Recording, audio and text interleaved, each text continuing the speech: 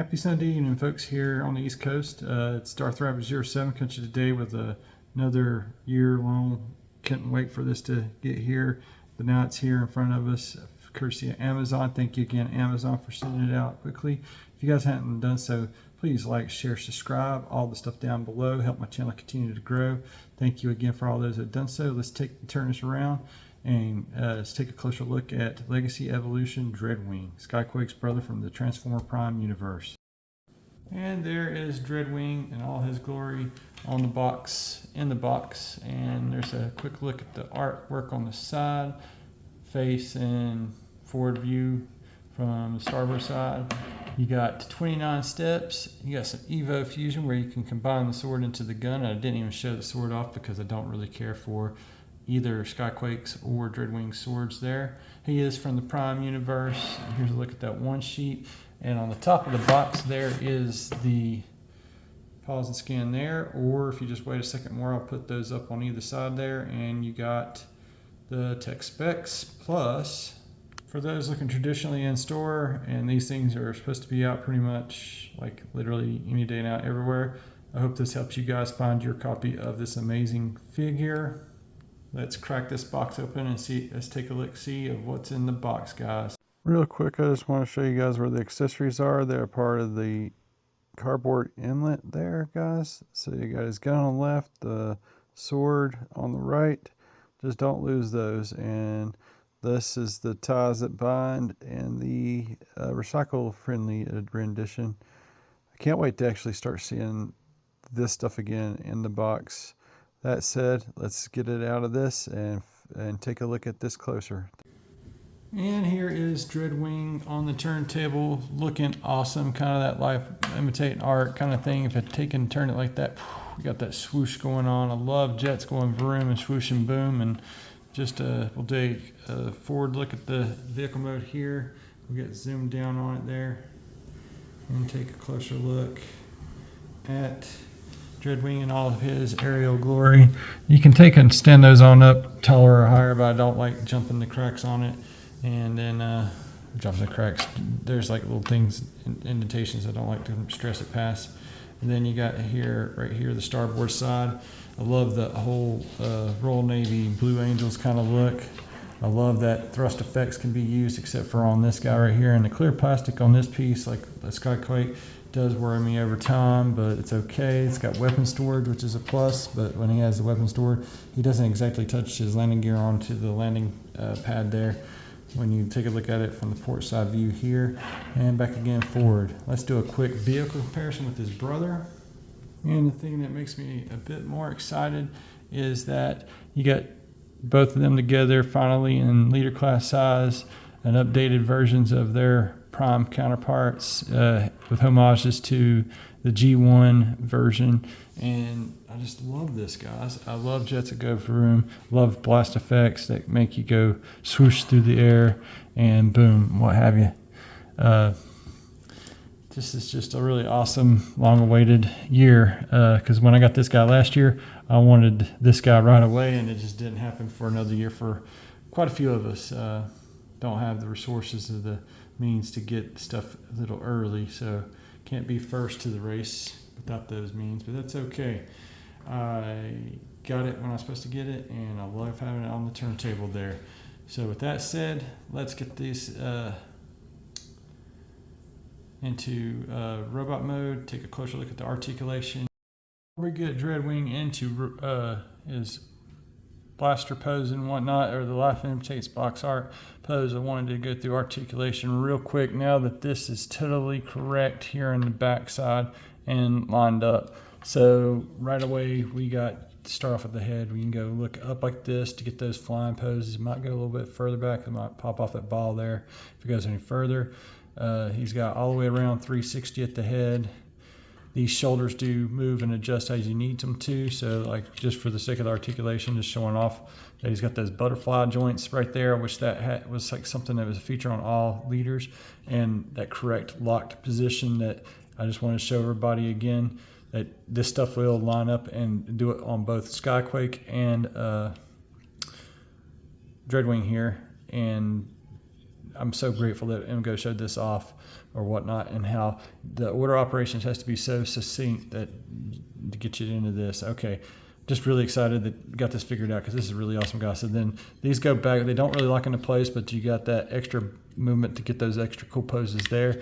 On the arm itself, you can go quite far up. You got the upper bicep swivel, and then you got all the way out into a T-pose here.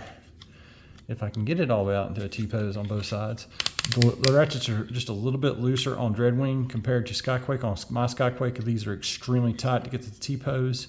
And then he's got the all-important wrist articulation. You can do that as you need. It gets a little bit hindered by that little bit of a cuff there, but all things aside, you can go almost all the way around, 360 there at the waist. You can move things around and get a whole 360 at the waist. I love having that. You can get an ab crunch and it'll pop up off of that, but then you can also push it back down and it'll click back into place. I don't like to show off the ab crunch that much.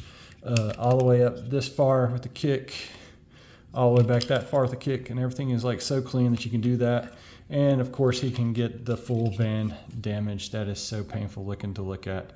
Full T, full van damage. And going down the leg here, it's got that upper joint there, and you got that other one through the transformation joint. Be careful with the cockpit just hanging through the backpack as it's supposed to there. In order to get this thing to configure, you gotta get that to go pushing through there, and then have the thruster come back across this and put together there on the back. It's got a lower knee due to transformation joint there. And then you got some ankle tiltage, not a whole lot there. And it does have stability issues. This thing does go back a little bit, but then this stuff gets in the way and it comes undone on my copy. But there is that little slightly wider, but I mean, to each his own. You can do what you want to, pose it how you want to, and so on and so forth. I think this looks amazing now that I've got this finally transformed the right way. Everything locks in, and you can do the stuff and things I was trying to do when I got Skyquake all that time ago. It was this time last year I got Skyquake, so it was about a year apart with those two. Okay, guys, and here's the art imitating life portion, where I try to get this pose as close to the pose on the front of the box there, and I really do like the way that looks. We'll take a quick spin around, let you kind of see a little bit here, the back and how it cleans up. This is the correct configuration in order to get all this to line up, and I'll zoom in on that right there real quick. Once it's all flush like that and the landing gear will look just like that, it should click and lock into place. You should be able to get this to swing up and lock in at a 90-degree angle and into the groove. The backpack itself right here, that's how that needs to sit. And before, with a Skyquake especially, this was sitting way out here and that thing was not popping through on the back there. So there is those things there, guys. So we'll step back down here and finish looking around on this thing. And I just want to get his, like I said, I want to get Skyquake out here with him, showing you both of these guys in robot mode together. Standing there, standing tall, standing pretty okay day, even though they don't like to stand up too good. And see, there he goes. I just have such a hard time getting this to actually stand up. Like that the backs of the legs have the gap filler with the rear ailerons filling in the gaps there. And there again, you can see if the cockpits aren't sticking out and through, and this is above the cockpits, you're probably not going to get that perfect alignment, and that's Skyquake with that alignment there. And I'll show you right here with him, there's that same kind of gappage. And last year when I did this review initially, this thing was sitting way out here where my fingers are and not in close like that. It's like order operations has to be followed exact, and I wanted to give credit again to MGO for help figuring that out.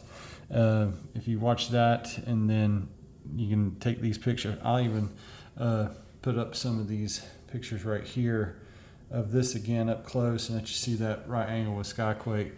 It just looks awesome. I think they look awesome. And you have me at jet formers, and twins, and the whole 9 yards. I just really, really do love having these two together. Let's get this guy into some final thoughts. Some final thoughts, guys. If you didn't like Skyquake, if you couldn't figure out that one tricky step, then this guy is not going to change your mind or opinion. He's exactly the same. But with that said, if you can do the steps that MGO does, if you can refer to my video to see those exact angles and positions, if you can get the order of operations right, the payoff is there. But I absolutely love this jet mode. It is akin to the F-35, but with the Predator compatibility. You can also put needle nose up there on the top there and have that compatibility.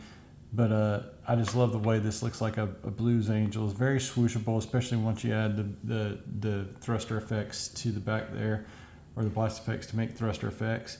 And like this looks just like it does there on the art, especially when you turn it over on its side. Boom, you got that. I love when you can do that with a transformer. And let me get my fingers and big paw mitts out of the way. I love anytime that you can get it to do what you see on the box. That is so very cool to me. The only negative I have with this jet mode is that the blaster's bigger than the Gatling gun with Skyquake, so Dreadwing's blaster makes it to where he can't sit totally flush with his landing gear there, but all the same, it looks good. Seems to be doing just fine. I wish the hands had that little bit of open articulation where you could do that better, like you see on the box, but I get it. Maybe one day we'll get some Masterpiece versions on down the road before I get too old. And then maybe then again we won't. This is close to the Masterpiece we're going to get. This is a highly anticipated update because my original Dreadwing broke when I did the Skyquake review. And somewhere I got that sword. If I find that sword again, I will put it with this guy and or Skyquake and show them off with it, and or I'll go to eBay and find the original Robots in Disguise one just to get the sword, to have a better sword. I don't like the cheap, flimsy, clear plastic stuff. And since we're graduating to some of the, like Prowl and Ironhide doesn't have any of the clear plastic, looks better even in the bust up versions. I hope they do redo those again and give it cartoon accurate. So do away with the clear plastic, go with the cartoon accurate, or something painted that's solid. I can't, the clear plastics, I appreciate it, but it scares me. As with time and age, this stuff will crack and bust, and with play, it could snap and bust anytime. So anyway, thanks again for watching my channel, guys. It's about going to wrap up Dreadwing's quick review. Make sure to like, share, subscribe, all the stuff down below. Thanks again to all those that watch, and I hope y'all have an excellent week out there. Until all are one, guys.